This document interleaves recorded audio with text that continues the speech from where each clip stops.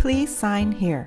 One of the first words we begin to understand in our infancy is our own name. We learn it in its oral form first, responding to its sound with emotion and senses. Early childhood education research shows a child is motivated to write the letters of their name before they learn other letters of the alphabet. As we age, we begin to see the connection between the physical representation of the name, or the personal signature, to our own transforming image of self. Essentially, we create an autograph of our name. As we claim agency of our actions, entering into contracts with others, accepting the responsibility and liability of our decisions, the personal signature evolves once more. The development of how we view and express our own names traces the same trajectory of how the concept of self and individuality has been expressed in cultures that have moved through orality and literacy. The concept of this personal signature will be used to explore the changing representation of self through orality and literacy. We cannot separate the personal signature from the work that is being signed, so we must first begin with the definition of the word autograph. What is an autograph? An autograph is defined as a person's own signature or the personalized written script of your name or names. It is also defined as a manuscript in an author's own handwriting. As we are working from a pre-computer era, we will examine autography, or works presented in an author's own handwriting, in combination with a personal signature or the written script of the name of the person that created the work. The earliest extant evidence of such a combination occurs from 1300 BCE, where ancient Sumerians would create pictographic lexical lists. Anthropologist Jack Goody notes the list is a powerful representation of this sort of apical gathering of concrete physicality, abstract conceptuality, and the ideation of self. Goody comments that a list depends on physical placement, on location. It can be read in different directions, both sideways and downwards, up and down, as well as left and right. It has a clear-cut beginning and a precise end. That is, a boundary and edge, like a piece of cloth. Most importantly, it encourages the ordering of the items by number, by initial sound, by category, and the existence of boundaries, external and internal, brings greater visibility to categories, at the same time as making them more abstract. An example preserved in the Shoyan collection is a lexical list of 41 titles and professions, starting Nam Gis Sita, or Lord of the Mace, and signed by the scribe Gar Amma. The creation of the lists themselves point to the use of written language as the paradox of abstract thoughts in material and autographic form. The addition of the Sumerian scribal signature of Gar Amma permanently attaches the thinking and organization behind the listed items to the personhood of the scribe. Though Gar Amma has physically not been present in our world for thousands of years, the symbol of his self exists today. Other historical examples of the personal signature were also not necessarily based on a formalized or common alphabetic structure, and were normally reserved for those with access to a power structure in place. The Qin dynasty emperor Shi Huangdi of 221 to 207 BCE was the first to use a chop as an official personal signature. In 200 CE, the Talmud, a central rabbinic text of Judaism,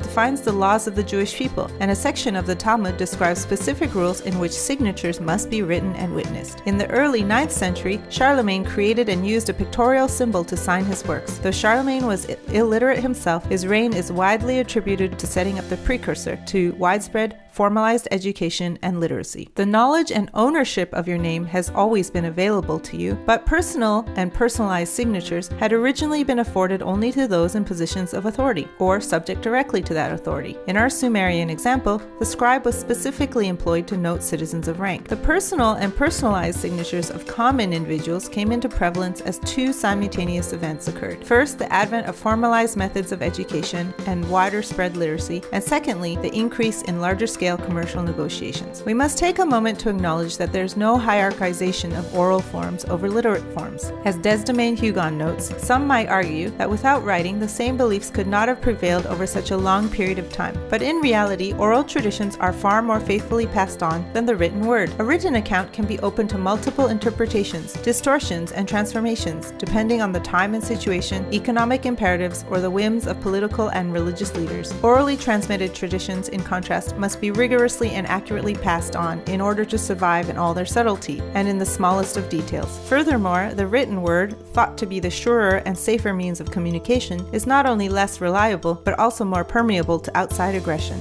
Ong notes that in oral society, there is much less disagreement about denotation and connotative usages. Words acquire and retain their meanings from their existential setting, and yet there was a movement towards the written form to represent a defendable law. Contract and contract laws are an example of this. The oldest recorded true insurance contract was created in Italy in 1343. Though some of the wording of this contract shows that it had no legal standing, and it was deliberately ambiguously written to avoid contradicting the clerical laws against usury, it was signed at the house of the brothers Carlo and Boniface Usus Maris, and witnessed by Niccolo di Tasio, clothier, and Joan de Rescio, son of Bonantis, citizens of Genoa. Here, the traditional negotiation between persons is heavily emphasized. The contract is clearly a record of an oral interaction among several people. The full names of the people are recorded, as is place, time, and their relationships and guarantees of character. The prevalence of personal signatures follows a time in which the actions you could take was determined or reliant upon your past actions, beliefs, and deeds. In other words, in order to barter your goods with another person, most likely in close geographic proximity of your physical self, you would need to have a social capital from which you could draw. As a basic example, you could sell or barter your eggs because the buyer would know you produced quality eggs, or that you could be relied upon to produce more eggs in the future. With the advent of the personal signature, there becomes apparent a system in which life actions or negotiations involves a submission to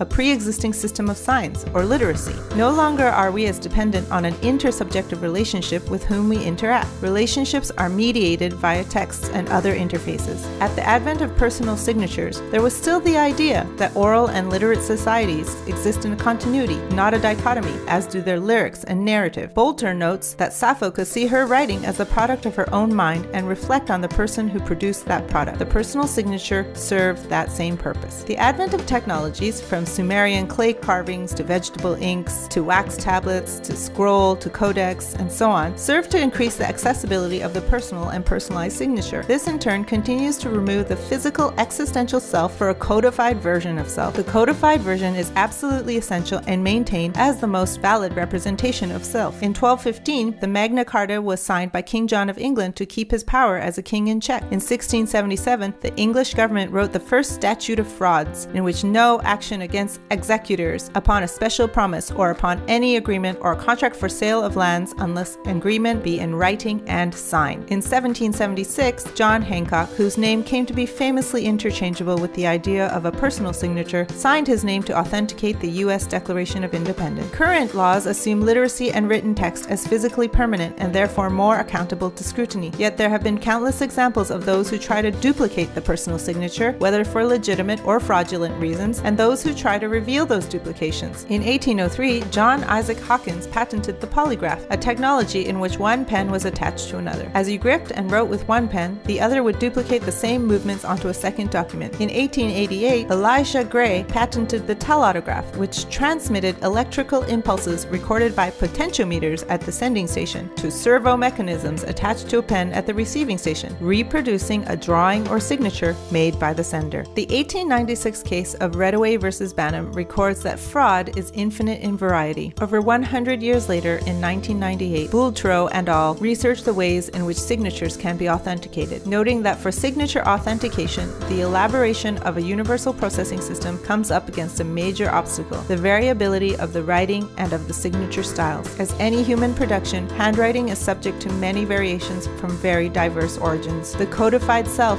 is not as permanent as many would like it to be. Despite its flawed and tenuous role as a codified self, it is still the most common way in which we give proof of self. Commercial and regulatory documents require our signature. Local points or loyalty program cards still boast the white window on its backside, requiring your signed self. But we are entering into another era of the signature, where we have moved away from the legitimacy of the personal signature as the codified self. Writer John Hargrave has signed credit card receipts with artistic expressions, stick figures, and other people's names, such as Mariah Carey, Beethoven, and Zeus, and none have been rejected. Chris Hawkins of SignNow, a company that focuses on digital authentication, believes that technology adoption is easier when it follows people's existing mental models, which is why we try to improve, not reinvent, the signature. For example, our online notary product contains the traditional-looking signature as well as multi-factor identification and recorded video, so we can prove the transaction. With a renewed emphasis on personal interactions and existential placement of self into a negotiation, we are witnessing a renaissance in orality as the primary mode of authentication and ideation of self.